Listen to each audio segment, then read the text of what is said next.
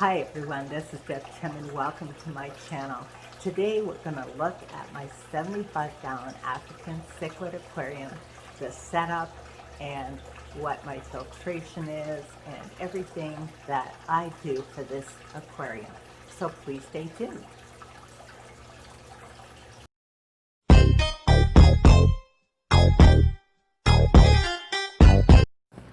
This is my 75-gallon mixed African cichlids aquarium. Let me give you a quick rundown of my setup.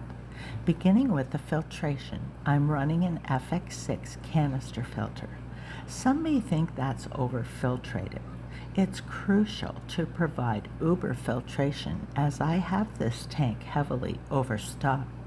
In order to do that, the filtration system must be large enough to adequately handle the bioload put on it. I don't believe you can overfiltrate an African cichlid aquarium anyway. In fact, have you ever noticed your cichlids playing in the current caused by the hose filling the tank during your water changes? Mine do that all the time. It can be quite strong, yet they are drawn to it. For that reason, I have a bubbler running. The bubbler adds minimal surface agitation, so it's not really for that purpose. The current put out by the FX6 causes enough agitation alone. The bubbler is simply for the fish to enjoy, and I think it looks nice. That brings us to my heater, which is set at 80 degrees. African cichlids do well with temperatures between 78 and 82 degrees. Keeping the temp cooler will help in decreasing aggression, while the higher temperature will encourage breeding. When choosing a heater, the rule of thumb is 5 watts of power per gallon. I don't really go by that. I like 200 to 300 watt heaters for all of my large tanks. I do have smaller heaters in my fry tanks.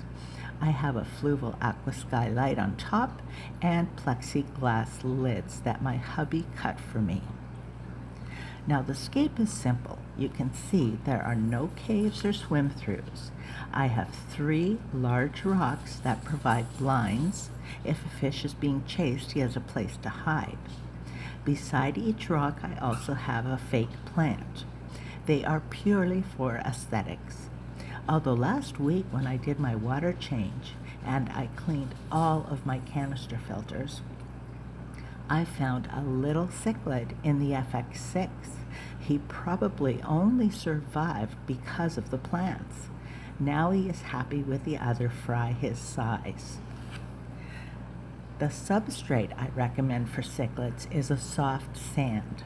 I use pool filter sand. I use the same sand in all of my aquariums.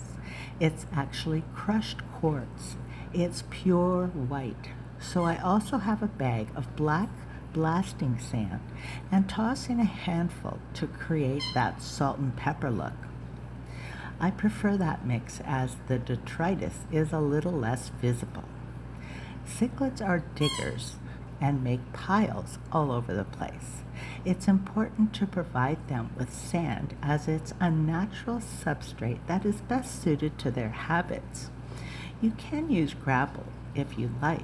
However, your cichlids could injure themselves, cutting their mouths as they move it around or even swallow a small stone, causing a fatal blockage. Sand is really your best option for these beauties. You may wonder how many cichlids I have in this tank. At last count, there were about 50 to 60. Usually once a year, I do a culling, removing the largest older cichlids and replacing them with juveniles. Most often they're from the fry I've raised myself. I do on occasion purchase species I've never had before. African cichlids are considered very aggressive, especially the mbuna. Because of their level of aggression, many fish keepers choose the peacocks or Alanacara cichlids. They are much less aggressive and stunning in coloration. The third group are the haplochromas, or haps. Now these guys are the predators. They are not quite as aggressive, but they are much larger and very fast. torpedo comes to mind when I think of haps. I have had many fish species and many aquariums.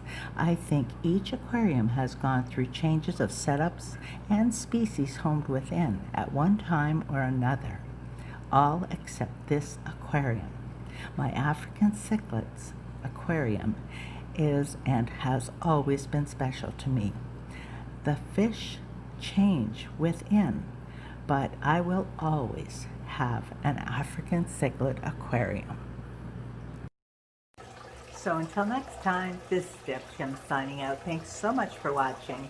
I hope you had a great weekend. It was super here.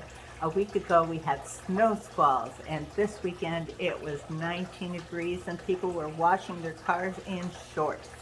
What a crazy world we live in. So anyway, stay safe, wear your masks, and I'll talk to you soon. Bye.